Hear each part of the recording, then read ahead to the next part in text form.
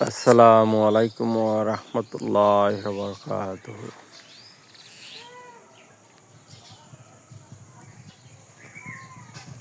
আজ রমজান মাসের শেষ 30 রমজান। আর কিছুক্ষণের মধ্যেই শেষ হয়ে যাবে রমজান মাস। কিছুক্ষণ পর ইফতারের আগ মুহূর্তে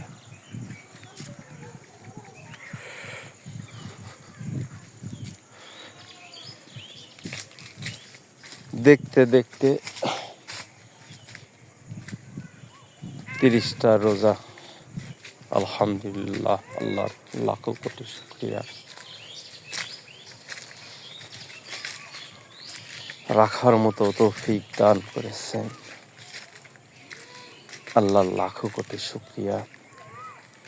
শেষ হয়ে এলো 30টা রোজা। আজ শেষ মুহূর্তে রমজান মাসের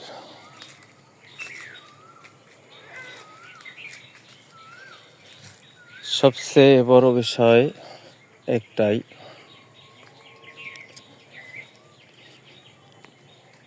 রমজান মাসের আনন্দ খুশি ঈদ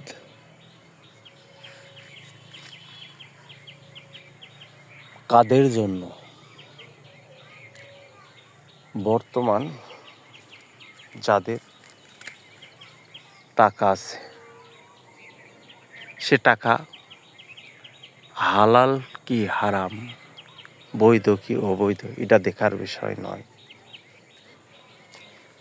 যার টাকা আছে তার আনন্দের ঈদ আছে, যার টাকা নেই তার কোনো আনন্দের নেই। যার টাকা আছে রমজান মাস 15টা নাজাতেই তাদের মার্কেট থেকে শুরু করে ছেলে পিলে বউ বাচ্চা আত্মীয় স্বজন সমস্ত কিছু মার্কেট থেকে শুরু করে সকল কেনাকাটা শেষ হয়ে যায়। আর যার টাকা নেই তার ঈদের আগের দিন রাত বসে থাকে, অপেক্ষা করে, কাজ করেছি, শ্রম দিয়েছি, সেখান থেকে কিছু অর্থ পাব, সেই অর্থর মাধ্যম দিয়ে কিছু লাচ্চা সেমাই হয়তো বা ছোট বাচ্চা কাচ্চা আছে তাদের মুখে তুলে দিতে হবে, হয়তো কিছু বাচ্চা কাচ্চাকে একটু পোশাক দিতে হবে। এই হচ্ছে গরিবের ঈদ। ঈদের আগের দিন তাদের বাজারে যেতে হয়, রাত্রিতে বাজারে যেতে হয় বাচ্চা কাচ্চার জন্য। না পারছেই না, প্রয়োজনে যে কোনোভাবে হয়তো কিছু অর্থের ব্যবস্থা করে যেতে হয়। যাওয়ার পরে দেখা যায় কি,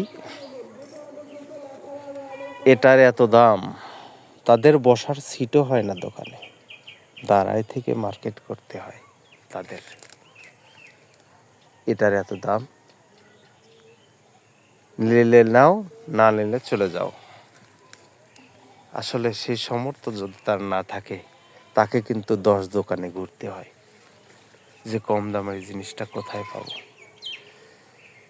দোকানদারেরাও এই সুযোগ নেয়, এক দাম এক রেট। আসলে এটাই আমার কাছে আমার ব্যক্তিগতভাবে কষ্টদায়ক লাগলো। আমি মার্কেটে গিয়েছিলাম গতকাল আমার বাচ্চার জন্য একটা স্যান্ডেল কিনতে। তো দেখলাম মানুষ দামাদামি করছে, আমি জিনিস না দেখি কিছু মানুষের, কিছু ভাইয়ের মুখের দিকে তাকালাম, দেখলাম যে তাদের কতটা কষ্ট, কতটা দুঃখ, কতটা বেদনাদায়ক।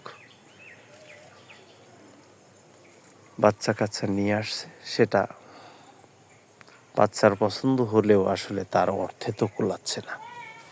তখন বলতেছে, আব্বু চলো অন্য দোকানে যাই।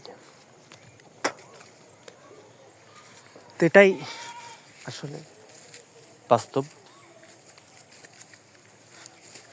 এটাই গরিবদের ঈদ। আমার রাসূল পাক সাল্লাল্লাহু আলাইহি সাল্লাম ছিলেন এতিম। এতিম তে আল্লাহ দয়া করে তুমি এতিমদের, যত এতিম আছে, তুমি এতিমদের নেক মনো আশা পূর্ণ করো।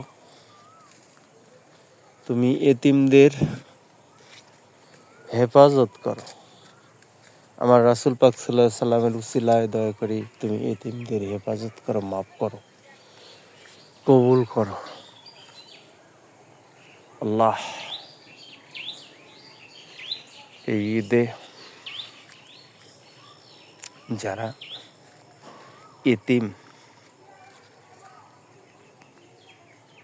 এতিম, আল্লাহ তাদেরকে তুমি রক্ষা করো। আমার রাসূল পাক সাল্লাল্লাহু আলাইহি সাল্লামের উসিলায় মাফ করে দিও। আল্লাহ দারিদ্র যারা, অভাবগ্রস্ত যারা, ঋণগ্রস্ত যারা, আল্লাহ তুমি তাদেরকে মাফ করে দাও, তাদেরকে ঋণ থেকে রক্ষা করো, মাফ করো, হেফাজত করো।